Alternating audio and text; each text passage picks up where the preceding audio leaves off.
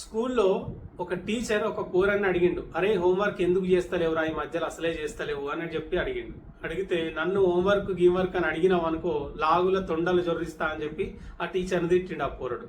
సరే టీచర్ కోపంతో పొట్టు కొట్టిండు. అయినా సరే వాడు తిడుతూనే ఉన్నాడు.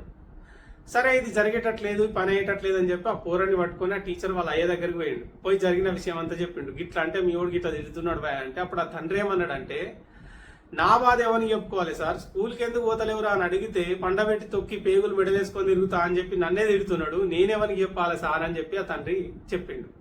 అయితే వాస్తవానికి ఇది జరిగిందా అంటే జరగలేదు, బట్ ఇది జరిగే అవకాశం ఎంతో దూరంలో లేదు, జరిగే రోజు వస్తుంది ఖచ్చితంగా. ఎందుకు వస్తుంది అంటే సాక్షాత్తు రాష్ట్ర ముఖ్యమంత్రి నిన్న కొన్ని వందల మంది బడి పిల్లల ముందు మాట్లాడుతూ తలదించుకునే భాషలో, చీకొట్టే భాషలో, అసహ్యించుకునే భాషలో, దిగజారిన భాషలో, చరిత్రలోనే అత్యంత నికృష్టమైన భాషలో మాట్లాడి తెలంగాణ ఇజ్జతి మొత్తం తీస్తున్నాడు వేదికల మీద. దేశం మొత్తం చీ అంటున్నది ఇప్పుడు తెలంగాణను చూసి, ఆ భాషను చూసి. ఎందుకంటే అదేదో గోడలకు సున్నాలు వేసుకుంటాడో ఇంకెవడో మాట్లాడితే ఎవడు పట్టించుకోడు. కానీ ఒక రాష్ట్ర ముఖ్యమంత్రిగా, తెలంగాణ రాష్ట్ర ముఖ్యమంత్రిగా నువ్వు మాట్లాడే ప్రతి మాట కొన్ని వందల ఛానల్స్ టీవీలలో ప్రసారం చేస్తాయి. ఇండ్లలో టీవీలు చూస్తుంటారు పిల్లలు.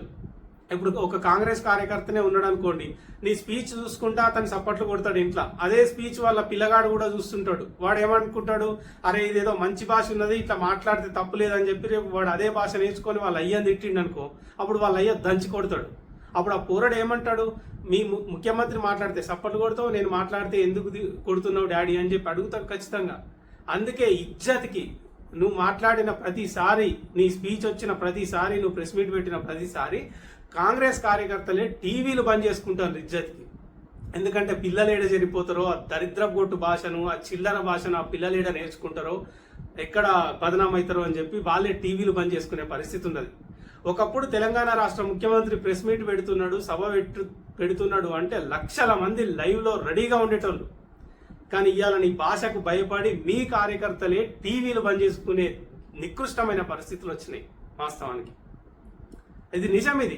ఎందుకంటే రేపు నీకు కూడా ఒక మనవడు ఉన్నాడు, అతను కూడా నీ భాష చూసి నీ లెక్కనే మాట్లాడితే నువ్వైనా భరించగలుగుతావా, తట్టుకోగలుగుతావా? అది కాదు కదా పద్ధతి.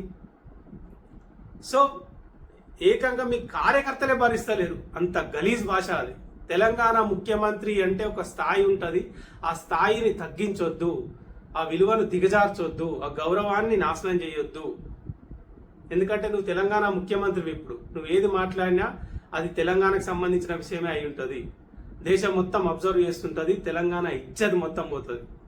అందుకే ఇప్పటికైనా భాష మార్చుకొని, పద్ధతి మార్చుకొని మంచిగా మాట్లాడడం నేర్చుకుంటే మంచిదని చెప్పి జనాలైతే మాట్లాడుకుంటున్నారు. ఇదే నిజం. ఇంకా ఇట్లనే మాట్లాడుకుంటా పోతే ఏదో ఒక రోజు జనాలు ఛీ అని అసహించుకునే రోజు చాలా దగ్గరలోనే ఉంది.